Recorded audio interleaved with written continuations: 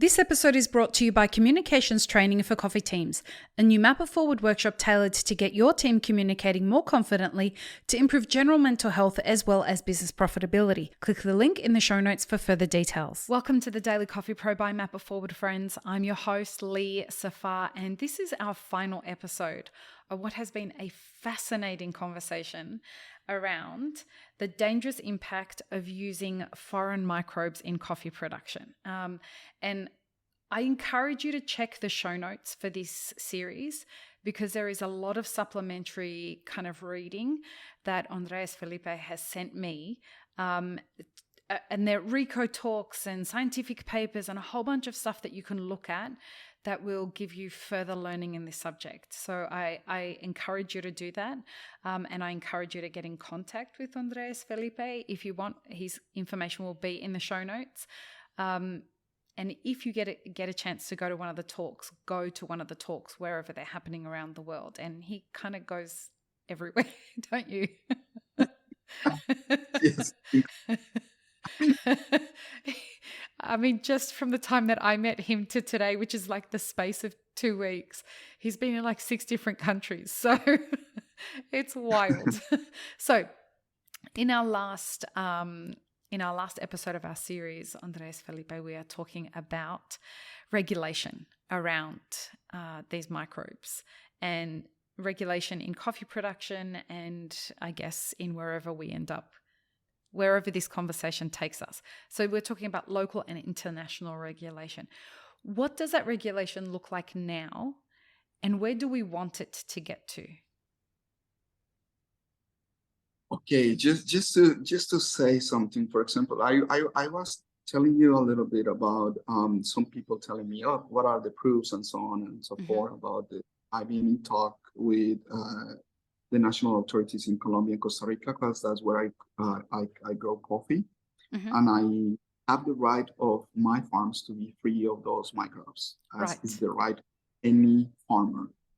So we as farmers are sitting in our treasure, which are our microbes that will make us to produce coffees that are over 90 points. Okay, so I have the right to come to the authorities and tell them, hey, listen, this is happening. Okay, and I've been lucky enough to be a scientist that is being heard by local authorities to different extents. We can say that there are some public servants that are very happy about knowing about this and are very eager to do something, while others are more like, well, whatever, you know? But in terms of law enforcement, at least in the case of Colombia, this is something that is illegal. You cannot bring foreign species and introduce them in the environment because of the ecological impacts that it can have. And it will not only impact the production of beautiful coffees in the future for the specialty coffee industry, which we are not going to be ever again able to produce if something goes really wrong. For example, affecting other industries.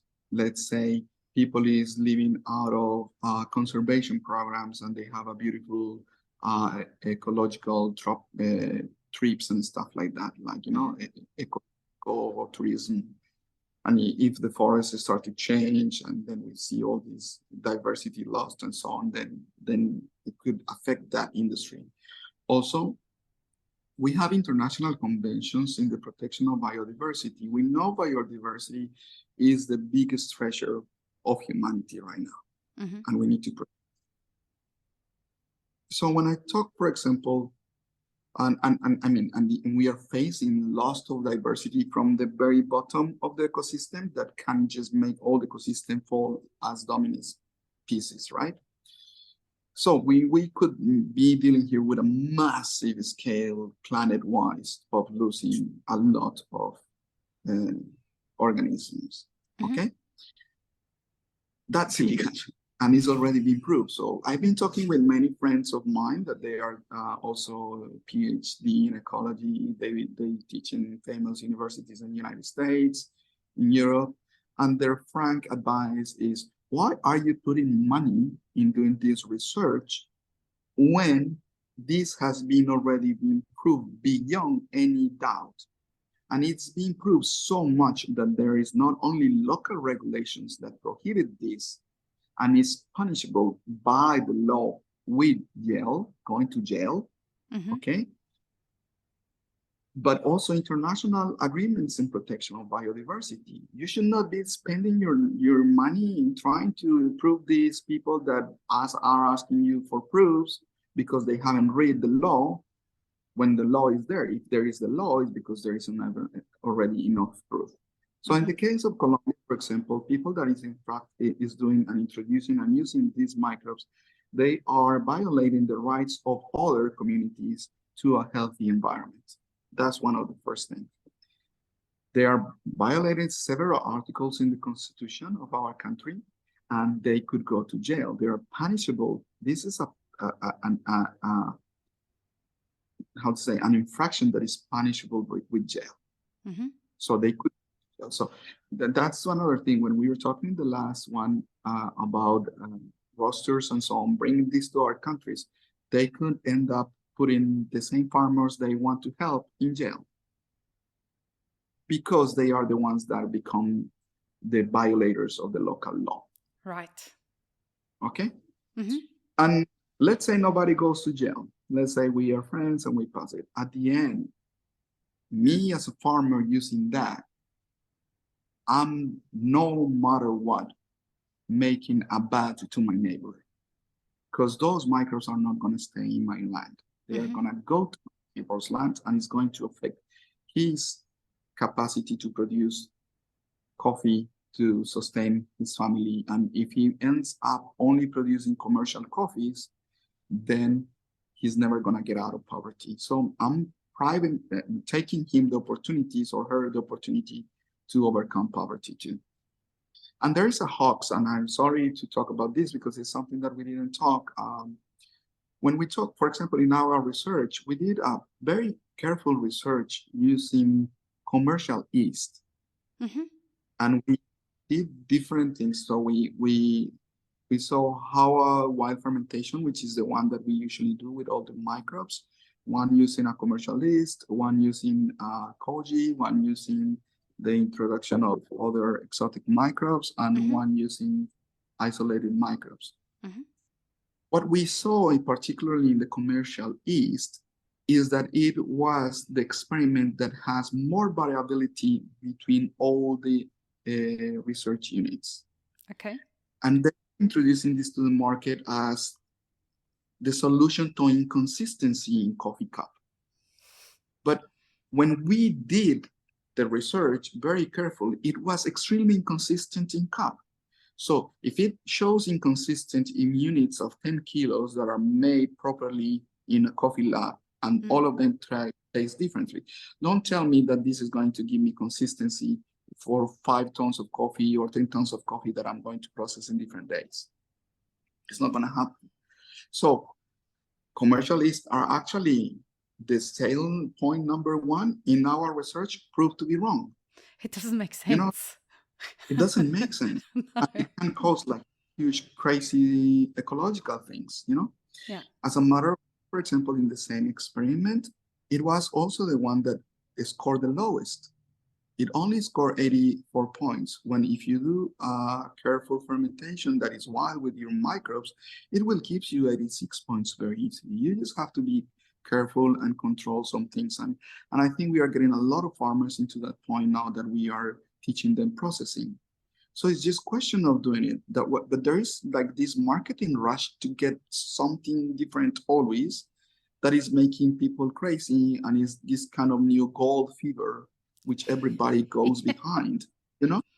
So but the implications are worse. So yeah, in terms in legal things, I think there is enough evidence for people to start to be sued, and local authorities to enforce law and start to act in this open violation to regulations for a healthy environment.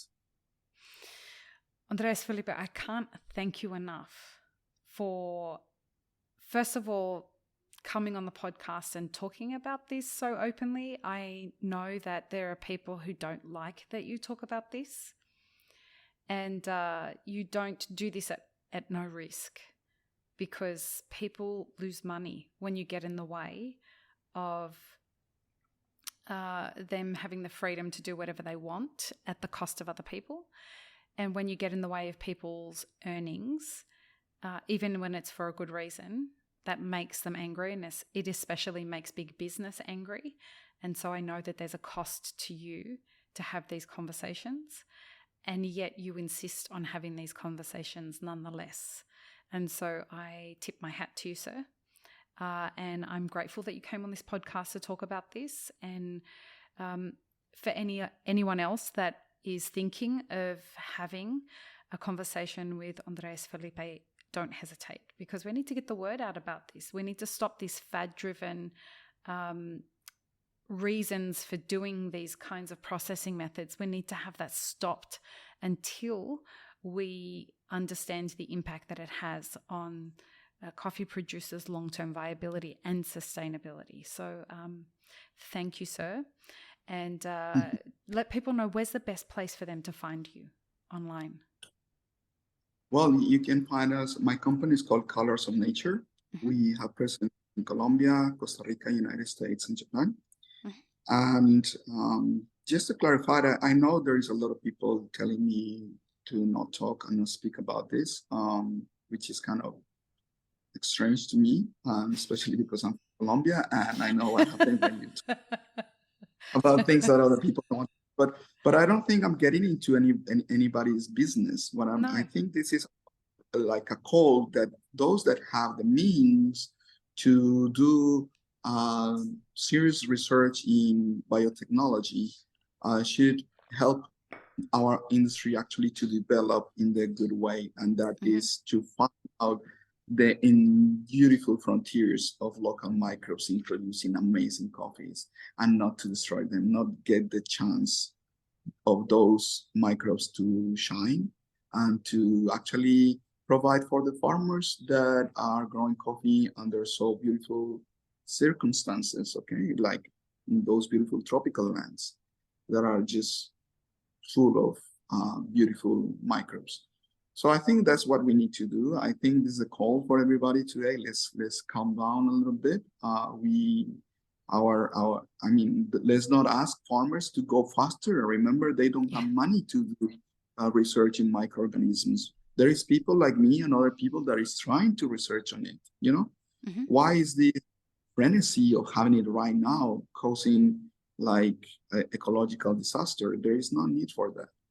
I think we on the way of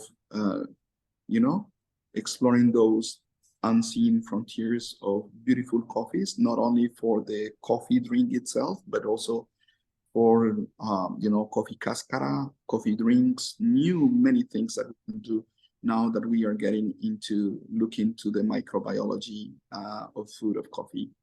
That is going to bring a lot of beautiness in the future and a lot of money for everybody. So it's more like to be patient, and I know if we cooperate in the right way, we will be able to open amazing doors for everybody. And the irony of this happening from a big part of the industry that also blow the trumpet of being anti-colonialistic. It's ironic that the people who were saying yeah, I think that the argument is destroying itself. I mean, you cannot because it's colonialistic to do this. Like what do you mean I want to be anti-colonialist, but I'm asking people to do what I said with things that don't belong to them and transform and actually probably kill their environment and things like that.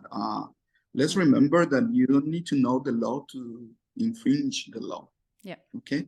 And in this case, there are clear international treaties and agreements of protection of biodiversity that at some point, and we are now exploring this with some lawyers, it could be a transnational crime that could be probably have some implications on that. So I don't know how far the lawyers are going to go with this, but there are a lot of amazing lawyers that really feel is the need of this generation to protect the life of our planet for the future generations. Yeah. How exciting. Not only from global warming, and let's not underestimate the magnitude of the coffee industry for the planet, because coffee is the most widespread crop in the world. Yeah, beautiful. So on that note, thank you again. This has been a real honor and a real privilege to have you on this podcast. Come back again. I really want to continue the conversation as you develop more research. Would you do me the honor of signing off this episode for us, please? Yes. So everybody, peace and love and peanut butter. Have an amazing rest of your day, everyone. Bye, Andres Felipe. Thank you very much. Thanks for tuning in, friends. There are 2 ways you can support this podcast. Firstly, become a paid member of our YouTube channel. Secondly, you can join our Patreon for as little as $3 a month. Don't forget to subscribe and like this video before you leave, and check the show notes for more information. Now, this is what you should check out next.